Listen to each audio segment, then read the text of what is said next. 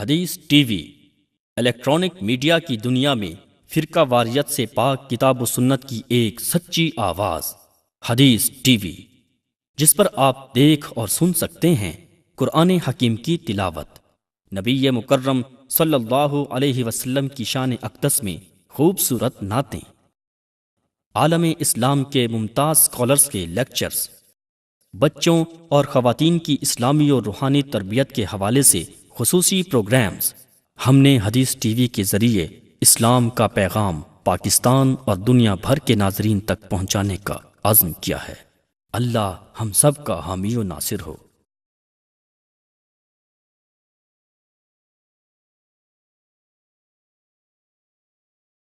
وَلَقَدْ آتَيْنَا لُقْمَانَ الْحِكْمَةَ أَنِ اشْكُرْ لِلَّهِ وَمَنْ يَشْكُرْ فَإِنَّمَا يَشْكُرُ لِنَفْسِهِ وَمَنْ كَفَرَ فَإِنَّ اللَّهَ غَنِيٌّ حَمِيدٌ وَإِذْ قَالَ لُقْمَانُ لِابْنِهِ وَهُوَ يَعِظُهُ يَا بُنَيَّ لَا تُشْرِكْ بِاللَّهِ إِنَّ الشِّرْكَ لَظُلْمٌ عَظِيمٌ۔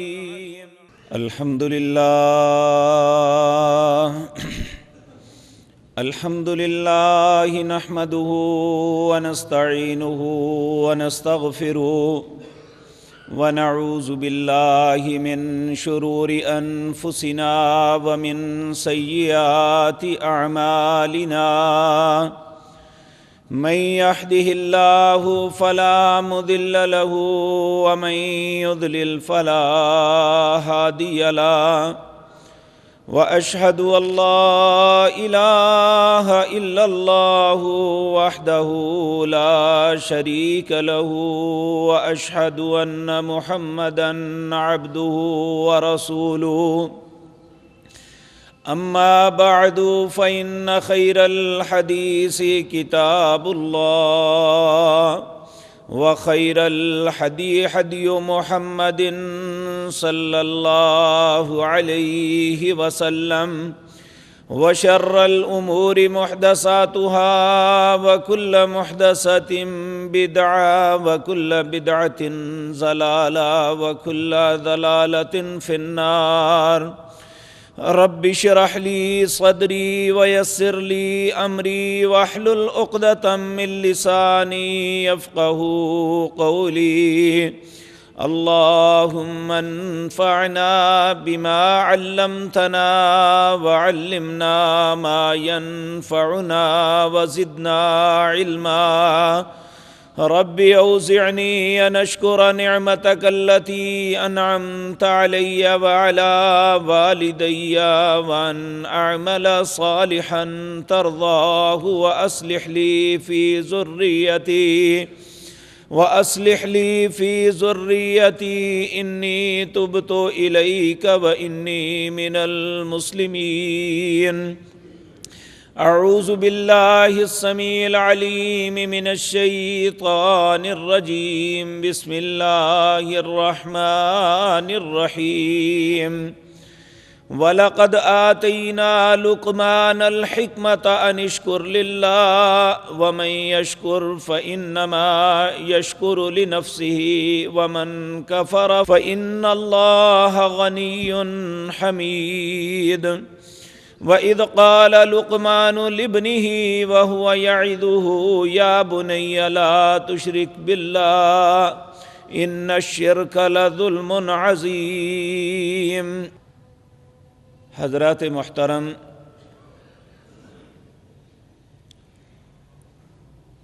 یہ بات گزشتہ جمعے میں عرض کی تھی، انسانی زندگی کے 3 اہم اوقات ہیں، ان میں پہلا وقت انسان کی زندگی کا آغاز، اس کی پیدائش، اور اس کے بعد اس کی شروع ہونے والی زندگی ہے۔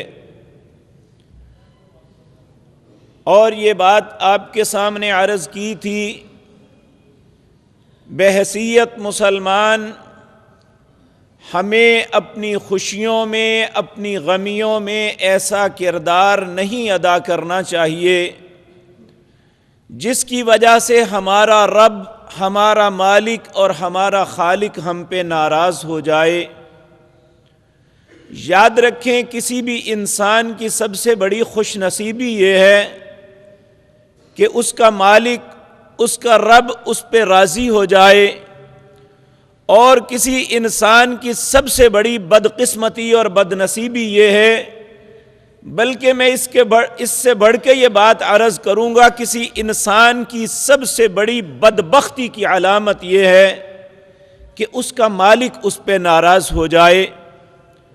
مالک کی رضا کس میں ہے اور اس کی ناراضگی کس میں ہے، یہ دونوں باتیں آپ کے سامنے عرض کر کے اپنی بات کو آگے بڑھاؤں گا۔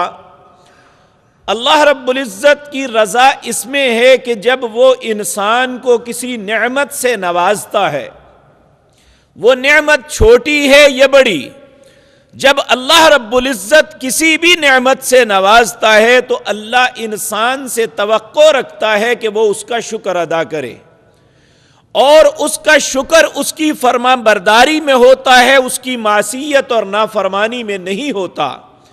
تو اس لیے یہ بات سمجھیں کہ انسان کی اولاد جو اس کے ہاں پیدا ہوتی ہے وہ اللہ کی عظیم ترین نعمتوں میں ایک نعمت ہے۔ جب اللہ کسی انسان کو اولاد کی نعمت سے بہرہ کرتا ہے تو اسے چاہیے کہ وہ اس نعمت پہ اللہ کا شکر ادا کرے، اس کے سامنے اپنے سر کو جھکا دے، اپنی خوشی کا اظہار اللہ کی بندگی، اس کی تعریفات، اس کی توصیفات، اس کی تحمیدات، اس کی تکبیرات سے کرے، کیونکہ یہی انسان کو چاہیے کہ وہ اللہ کا شکر ادا کرے۔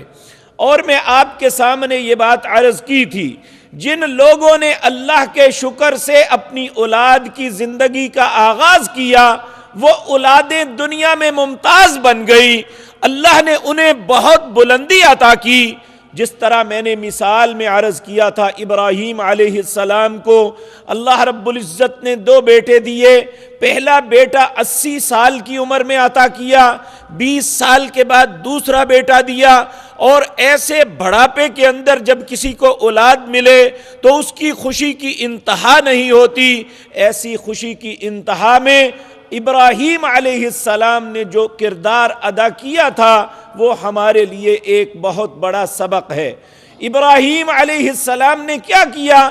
جب اللہ نے بیٹوں سے نوازا تو اللہ قرآن میں کہتے ہیں، وہ میری تعریف و توصیف میں لگتے ہوئے یہ کہنے لگے، الحمدللہ الذی وہب لی علی الکبر اسماعیل و اسحاق ان ربی لسمیع الدعاء۔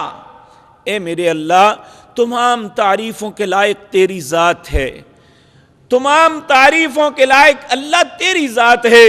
وَهَبَ لِي عَلَى الْكِبَرِ اسماعیل و اسحاق، جس نے بڑھاپے کے اندر مجھے اسماعیل اور اسحاق عطا کیا۔ ان ربی لسمیع الدعاء، اے اللہ تو یقیناً دعاؤں کو سننے والا ہے۔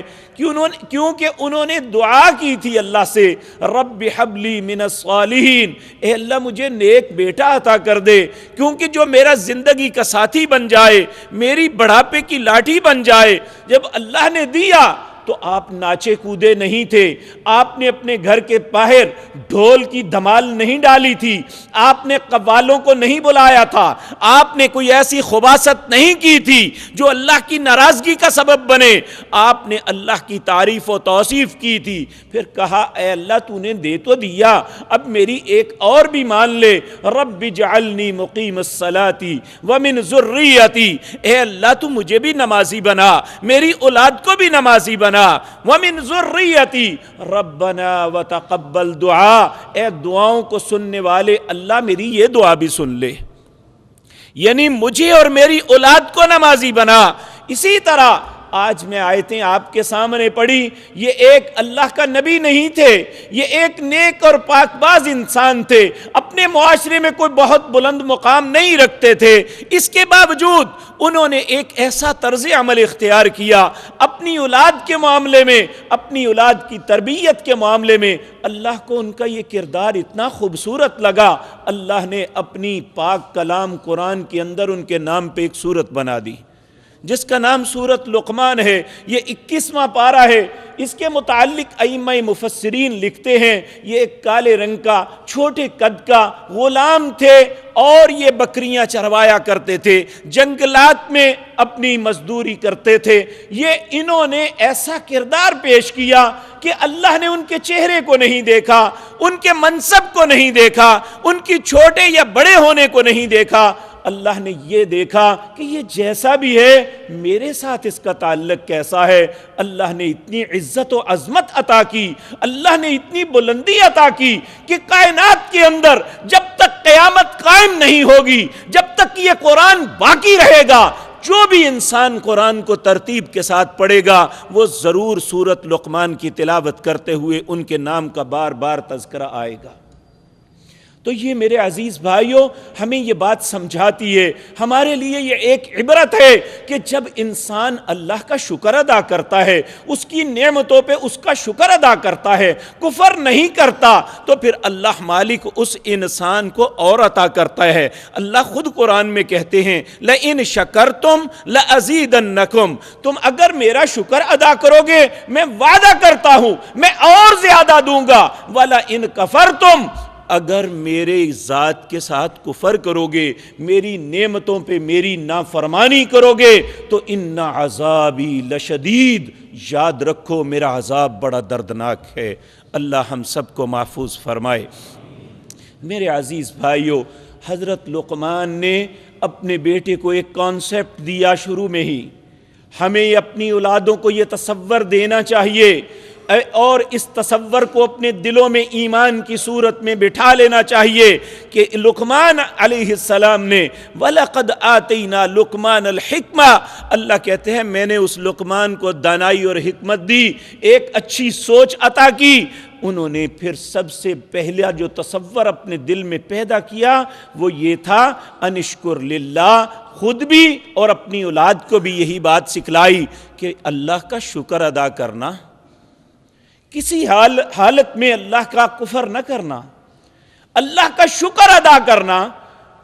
آپ دیکھیں اچھے اور نیک لوگوں کا وتیرہ، انبیاء اور رسل کی بات، جب کو تکلیف بھی آتی، یہ تو تھی خوشی کے موقع پر انہوں نے کہا الحمدللہ الذی وہب لی علی الکبر اسماعیل و اسحاق۔ اچھے لوگوں کا وتیرہ یہ دیکھا گیا ہے، تاریخ کے اوراق میں جب ان کی زندگیوں کا مطالعہ کرتے ہیں تو انہوں نے جب تکلیف آئی، مصیبت پڑی، انتہائی دشواری کا حالات کا سامنا کرنا پڑا تو وہ بے اختیار کہہ اٹھے الحمدللہ حمدن کثیرن طیبن مبارکن علی کل حال۔ تمام تعریفیں اللہ کے لیے ہیں، الحمدللہ حمدن کثیرن، میں اس کی حمد بیان کرتا ہوں، بہت زیادہ اس کی تعریفیں کرتا ہوں، طیبن مبارکن، وہ پاک ہے بابرکت ہے، علی کل حال، ہر حالت میں اس کی تعریف کرتا ہوں، بے شک مجھے تکلیف آئی تو پھر کیا ہوا۔ یہ انسان کو ایک صبر کا مادہ دیتی ہے۔ یہ اگر ہم ایسی تربیت کا آغاز کریں گے، اپنے بچوں کے ذہنوں میں یہ بات ڈالیں گے کہ بیٹے اگر نعمت ملی ہے، اے میری پیاری بیٹی اگر تجھے اللہ کی طرف سے کوئی نوازش ملی ہے تو تم اللہ کا شکر ادا کرنا، اگر خدا نخواستہ تکلیف آ گئی ہے تو یہ اللہ نے تیرے گناہوں کی پاکیزگی کا سبب بنانا ہے، یہاں پہ صبر کرنا۔ پھر اخبارات میں خودکشیوں کی بڑی بڑی سرخیاں نہیں آئیں گی، پھر ہمارے بچے ہر حالت میں یہ بات کہیں گے الحمدللہ حمدن کثیرن طیبن مبارکن علی کل حال۔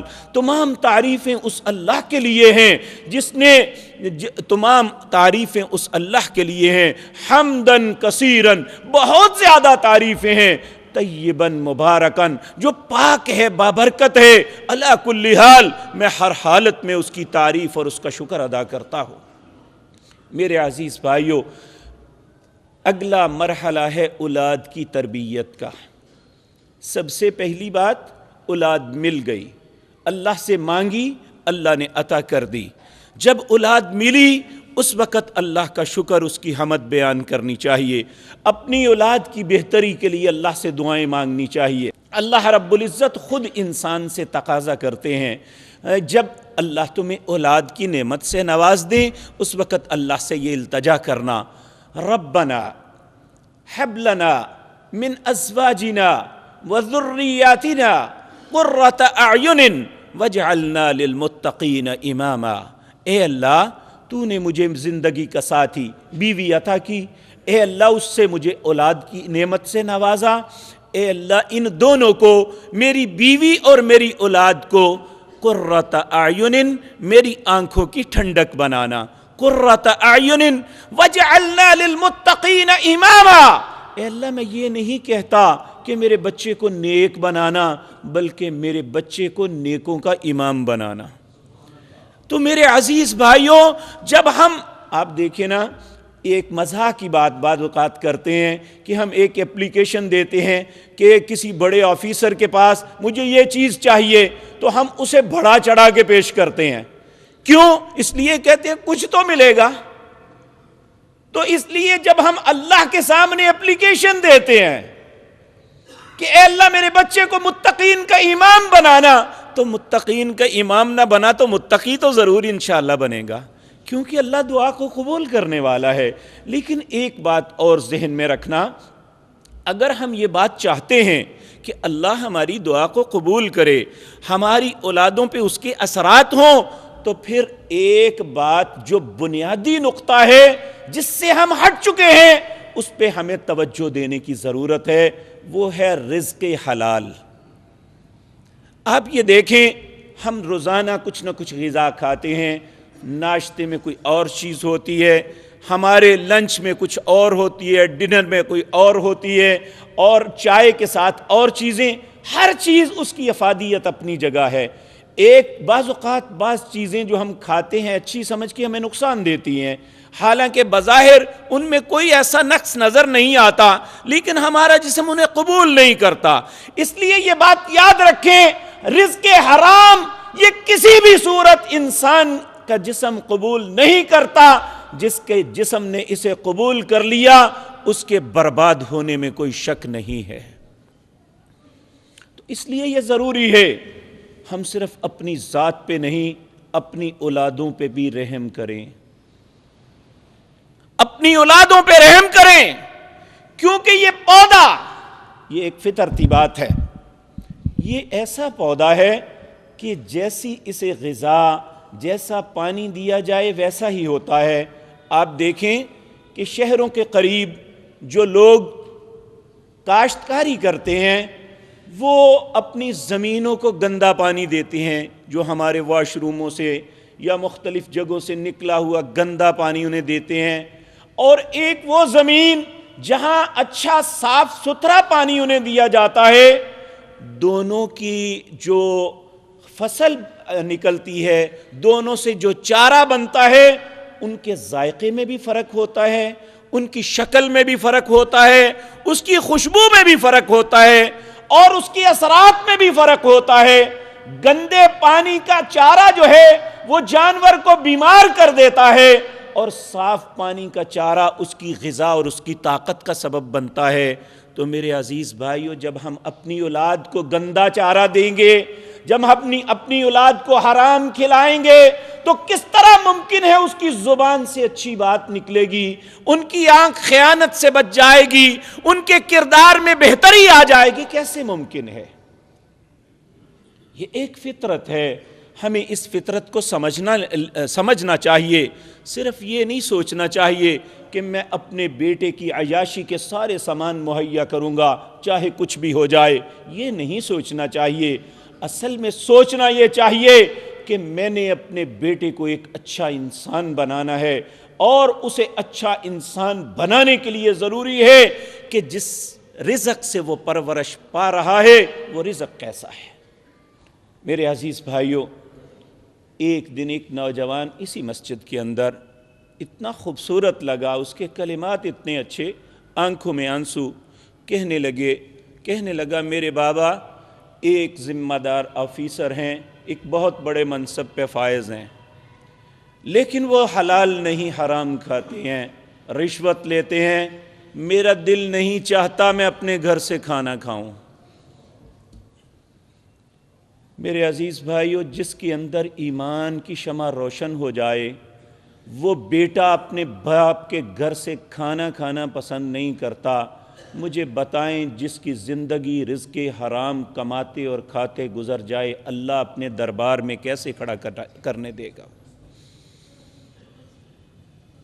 ہم کیا کر رہے ہیں؟ کیا سوچ رہے ہیں؟ کیا کیفیات ہیں ہماری؟ یہ سب کچھ اپنی اولاد کے لیے کرتے ہیں کہ ہماری اولاد کو اچھا مکان مل جائے، ہم انہیں ایک اچھا کاروبار چھوڑ کے دے جائیں، ان کے لیے ایک اچھی سواری میسر آ جائے۔ میرے عزیز بھائیو، اگر یہ سب کچھ مل گیا لیکن وہ اچھا انسان نہ بن سکا تو ہم نے اپنی اولاد کے لیے کچھ نہیں کیا۔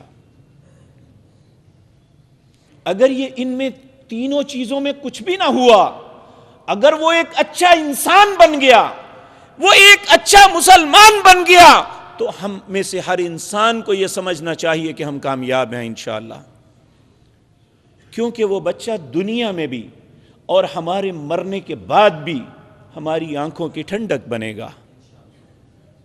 تو اس لیے یہ ضروری امر ہے کہ اللہ نے اس صورت کے اندر لقمان کو نے اپنے بیٹے کی جس انداز میں، جس سٹیپ وائز تربیت کی تھی، اللہ نے وہ قرآن کے اندر واضح طور پہ بیان فرمایا تاکہ لوگ اپنے بچوں کی تربیت میں ان اصولوں کو رہنما سمجھ لیں۔ ان میں پہلی بات یہ میں آپ کے سامنے عرض کی، سورۃ لقمان 21واں پارہ، اس کی آیت نمبر 12 سے اور دوسرے رکوع سے یہ بات شروع ہوتی ہے، وَلَقَدْ آتَيْنَا لُقْمَانَ الْحِكْمَةَ۔ اللہ فرماتے ہیں میں نے لقمان کو حکمت سے نوازا، اور انہوں نے کیا کہا؟ انشکر للہ۔ سب سے پہلی بات زندگی میں یہ ہے کہ اللہ کا شکر ادا کرو ہر حالت میں، کم ہے یا زیادہ، آسانی ہے یا تکلیف، ساری کی ساری چیزیں اللہ کی طرف سے ہیں۔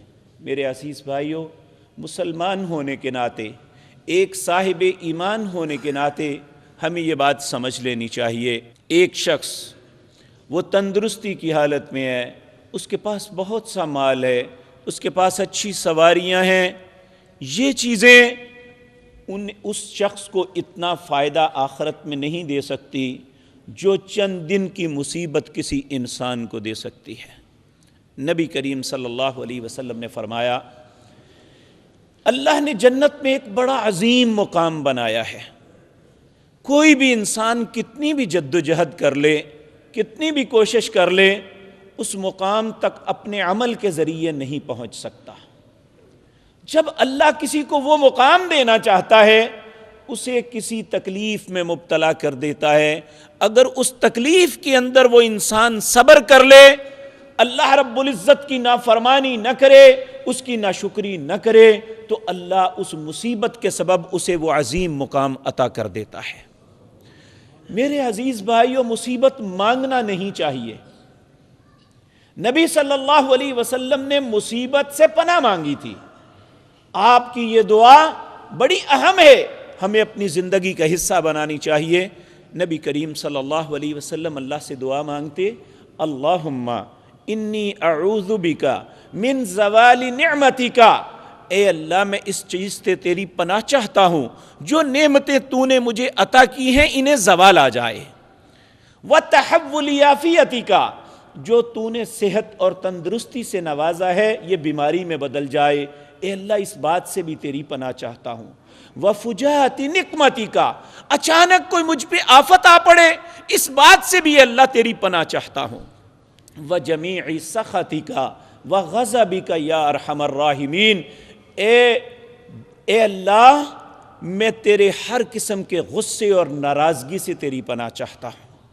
تو اس لیے یہ تکلیف اور بیماری اور مصیبت مانگنی نہیں چاہیے۔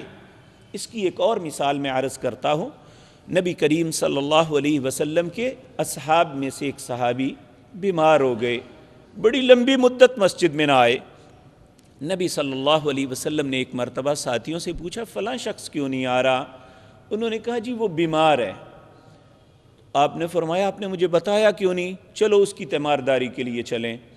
نبی صلی اللہ علیہ وسلم اس کے گھر گئے۔ حدیث میں لفظ ہیں وہ اتنا کمزور ہو گیا تھا جیسے کوئی چوزا ہوتا ہے، بھیگا ہوا چوزا، لفظ اسی طرح ہے حدیث میں، بھیگے ہوئے چوزے کی طرح ہوا تھا۔ آپ اس کے پاس بیٹھے، اس کے لیے دعا فرمائی، پھر آپ نے اس سے سوال کیا، میرے ساتھی کوئی زبان سے کلمہ تو نہیں نکالا غلط؟ سوچ میں پڑ گیا، کہنے لگے ہاں یا رسول اللہ صلی اللہ علیہ وسلم، میں نے اللہ سے ایک دعا مانگی تھی، میں نے کہا اللہ جو سزا دینی ہے دنیا میں دے دے، آخرت میں نہ دینا۔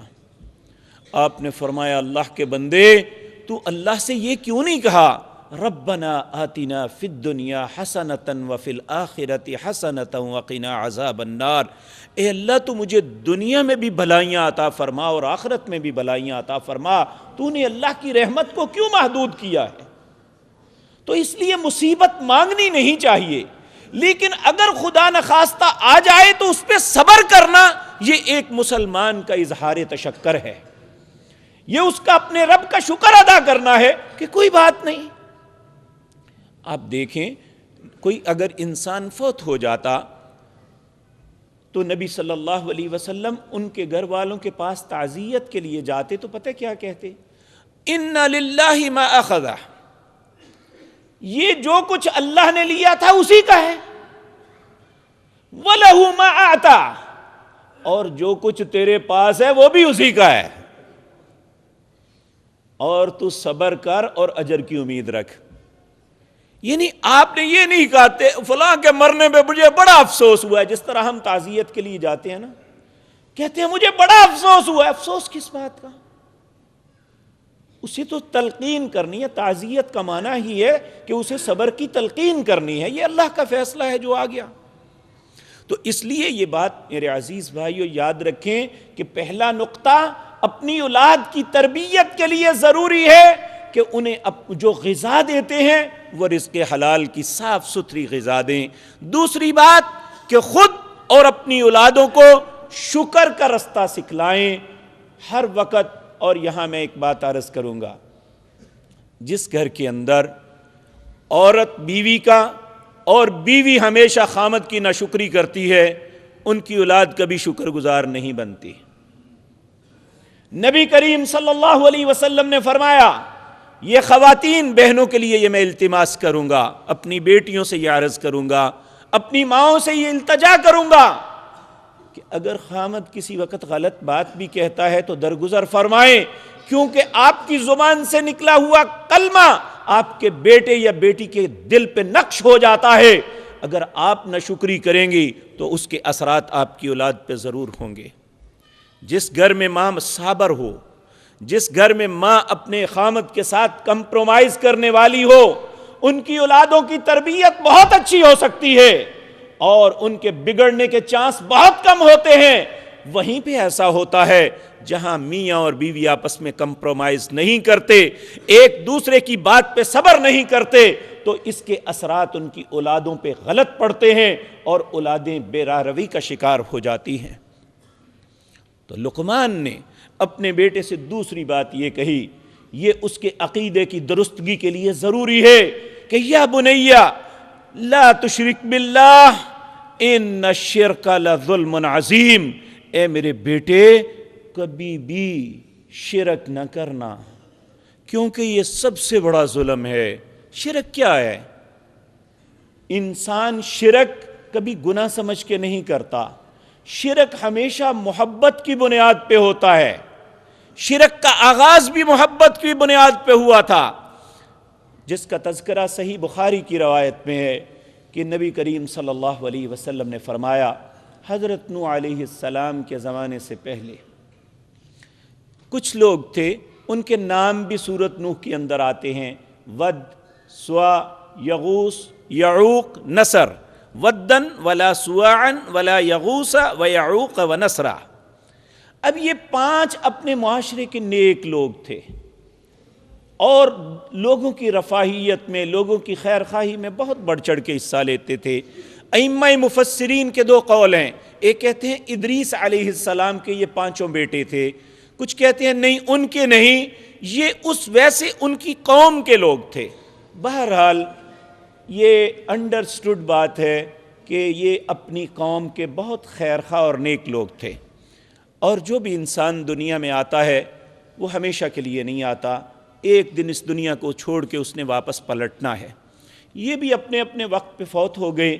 پھر اس قوم پہ ایک بہت بڑی مصیبت آئی، اور جب مصیبت آئی تو لوگوں نے بڑا مس کیا، آج وہ اگر ہم میں ہوتے تو شاید وہ ہماری کچھ مدد کرتے۔ جس طرح اگر کسی کا باپ نہ ہو تو وہ کہتا ہے آج اگر میرے بابا ہوتے، حالانکہ باپ کی موجودگی میں مصیبت آ سکتی ہے۔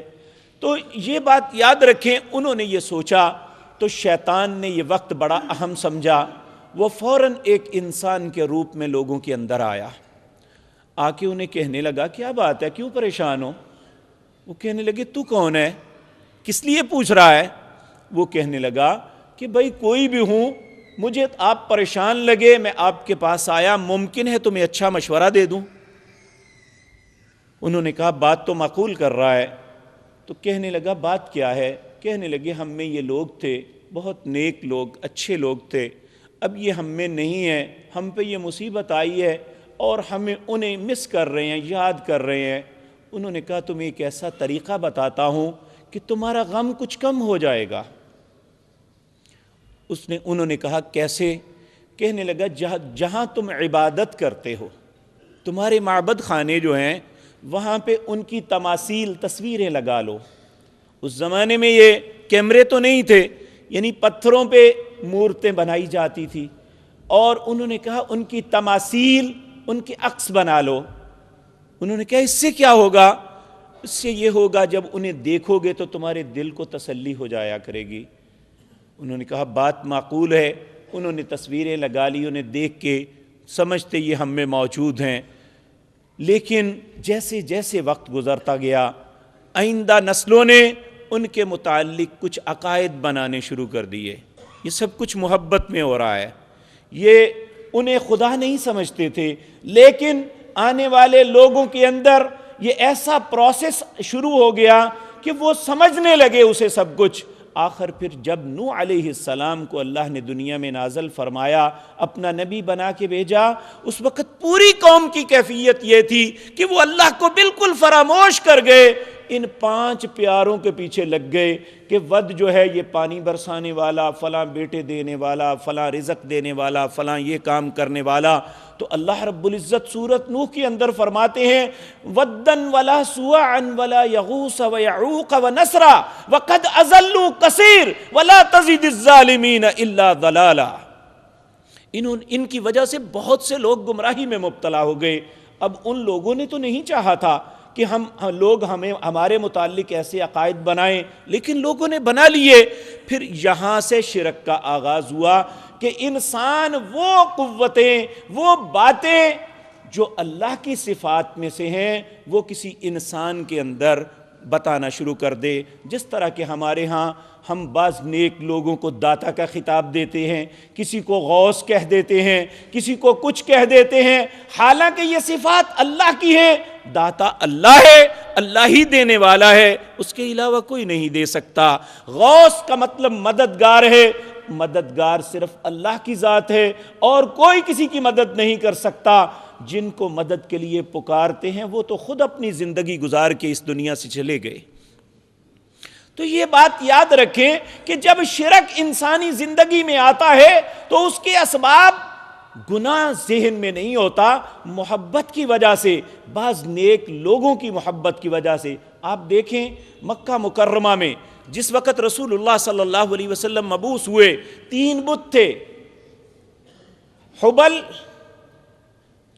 اللہ اکبر، لات اور منات۔ یہ تینوں بھی نیک لوگ تھے، یہ اپنے وقت کے اچھے لوگ تھے۔ عزا بھی اچھا انسان تھا، یہ لوگوں کی خیر خواہی کے کام کرتا تھا۔ جب یہ مر گئے لوگوں نے ان کی مورتیاں بنا لی۔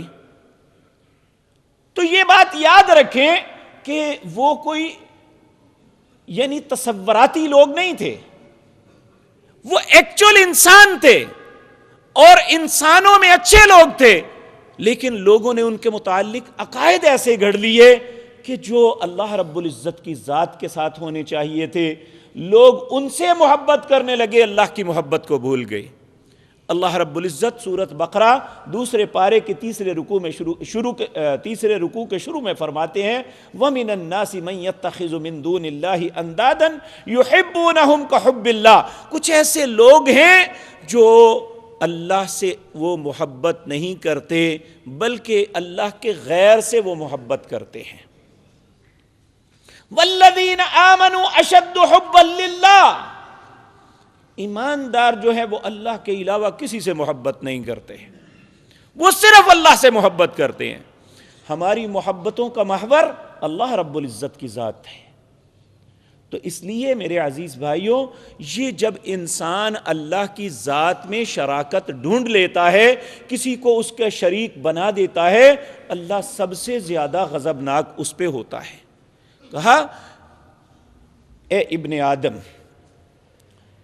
یہ بات یاد رکھو، تم اتنے گناہ میرے پاس لے کے آؤ کہ یہ زمین و آسمان کے درمیان جتنا خلا ہے سارا بھر جائے، لا ابالی، مجھے کچھ پرواہ نہیں ہے، میں سارے کے سارے معاف کر دوں، الا الشرک، میرے پاس شرک لے کے نہ آنا، کیونکہ شرک نہیں، ان اللہ لا یغفر ان یشرک بہ ویغفر ما دون ذلک لمن یشاء، اللہ فرماتے ہیں میں شرک معاف نہیں کروں گا، باقی سارے گناہ بھی ہوں گے تو میں معاف کر دوں، میں کر سکتا ہوں۔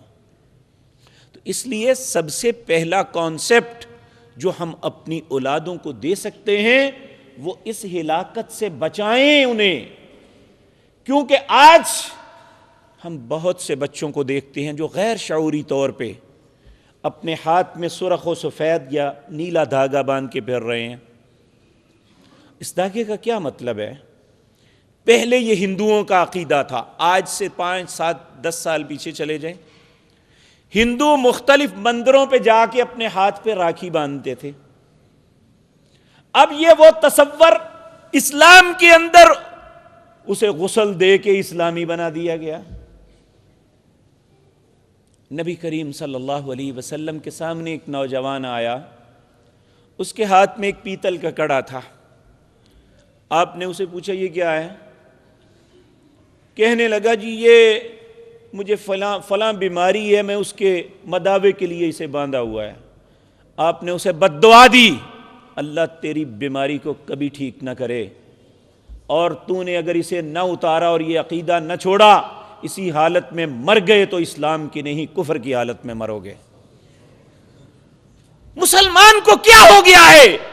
کیا اس کا رب مر گیا ہے کہ اس نے اپنے عقائد کو دھاگوں کے ساتھ باندھ لیا ہے، اور اسے اپنے کردار پہ کوئی شرم نہیں آتی؟ جب ہماری بنیاد ہی نہیں ہوگی، آپ دیکھیں ذرا غور کریں، ٹیکنیکلی طور پہ غور کریں، یہاں ایک پل بن رہا ہے، یہ اس پل کی اونچائی 32 فٹ ہوگی اور اس کی بنیادیں 64 فٹ ہیں۔ کیوں؟ اس لیے کہ وہ قائم رہے، کھڑا رہے۔ اس کو کھڑا رکھنے کے لیے اس کی بنیاد بنائی جا رہی ہے۔ تو اے مسلم، اے ایماندار، اے اللہ اور اس کے رسول کو کلمہ پڑھنے والے اور اس کو ماننے والے، تیری بنیاد توحید ہے، اگر تیری بنیاد نہ ہوئی تو کبھی قائم نہیں رہ سکے گا۔ اس لیے یہ بات یاد رکھیں، میں کسی پہ کوئی طنز نہیں کرتا، میں اپنی اصلاح کے لیے بات کر رہا ہوں، یہ میری بات نہیں، میرے رب کا حکم ہے کہ تم ایسا نہ ہونا۔ نبی کریم صلی اللہ علیہ وسلم نے ایک مرتبہ اپنے ساتھیوں کے اندر بڑے پیار سے فرمایا، ایھا الناس، اے لوگو، اتقوا ھذا الشرک، اس شرک سے بچ کے رہنا، فإنہ اخفی من دبیب النمل، یہ انسان کے اندر اس طرح داخل ہوتا ہے جس طرح چیونٹی چڑھتی ہے پتہ نہیں نہ چلتا۔ کہا اس طرح داخل ہوتا ہے۔ صحابہ کرام رضوان اللہ علیہم اجمعین، اللہ ان کی قبروں کو نور سے بھر دے، انہوں نے سوال کیا، اے اللہ کے رسول، اگر یہ ایسی حساس چیز ہے اور ہماری ہلاکت کا سبب بننے والا ہے تو پھر اس سے بچے کیسے؟ آپ نے فرمایا صبح شام اللہ سے یہ التجا کرتے رہا کرو، اے اللہ ایسے شرک سے بھی تیری پناہ چاہتے ہیں جو جان بوجھ کے کریں، اور ایسے شرک سے بھی تیری پناہ چاہتے ہیں جو غلطی سے ہم سے ہو جائے، کیونکہ یہاں پہ غلطی کی گنجائش بھی نہیں ہے۔ دوسرے جتنے معاملات ہیں وہاں غلطی کی گنجائش موجود ہے، وہاں سپلی پیپر دیا جا سکتا ہے، لیکن جب انسان شرک کی گندگی میں گر جائے تو اس کے لیے دوسرا کوئی چانس نہیں رہتا، یا تو وہ اپنے آپ کو بدل کے واپس آ جائے، اپنی سابقہ زندگی پہ نادم ہو کے اپنے رب سے معافی مانگ لے، یا اپنے آپ کو جہنم میں ہمیشہ کے لیے جلانے کے لیے تیار ہو جائے۔ تو اس لیے اگر ہم اپنی اولاد سے محبت کرتے ہیں، اگر ہم اپنے بیٹوں سے پیار کرتے ہیں، اگر ہماری بیٹی ہمارے جگر کا ٹکڑا ہے، تو ایسی خباثت میں مبتلا ہونے سے پہلے ان کی اس بات پہ تربیت کیجئے کہ بیٹا تیری محبتوں کا محور اللہ ہونا چاہیے، اور اگر کچھ مانگنا ہے تو صرف اللہ سے مانگنا۔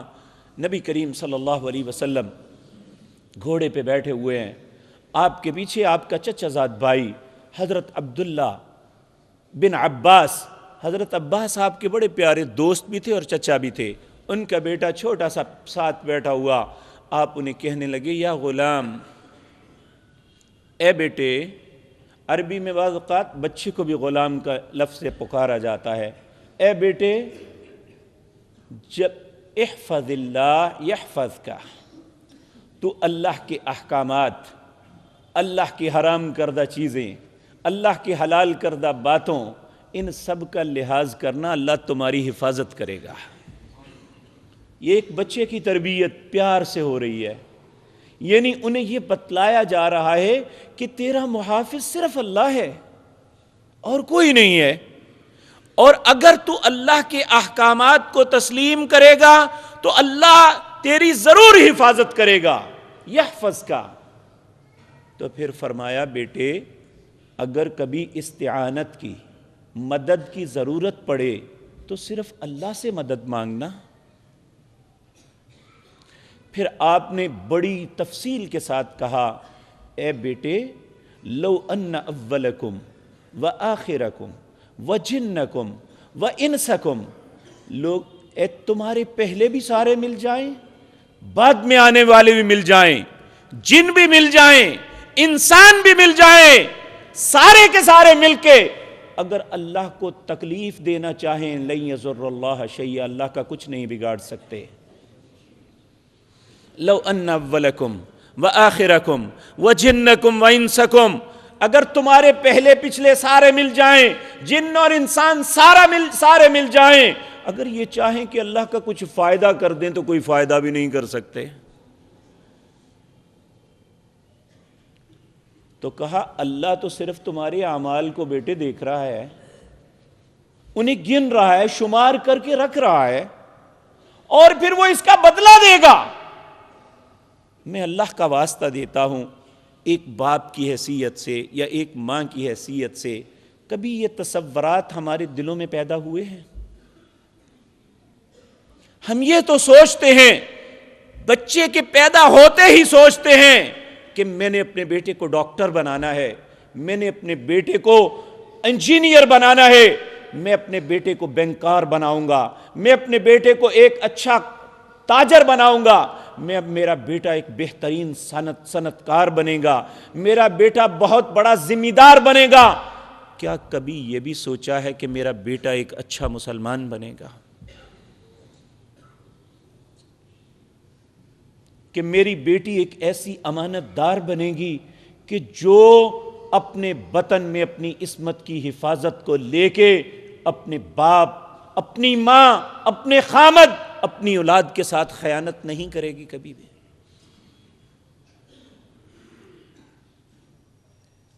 اس لیے یہ دوسری بات بہت اہم ہے، وہ ہے کہ لقمان نے اپنے بیٹے کو سمجھایا تھا، انہیں یہ تصور دیا تھا کہ یا بنی لا تشرک باللہ، اے میرے پیارے بیٹے کبھی اللہ کے ساتھ شرک نہ کرنا، ان الشرک لظلم عظیم، کیونکہ یہ بہت بڑا ظلم ہے۔ اس کے بعد کیا کہا اللہ نے مجھے زندگی اور توفیق دی تو انشاءاللہ آئندہ مجلس میں عرض کروں گا۔ اقول قولی ھذا واستغفر اللہ۔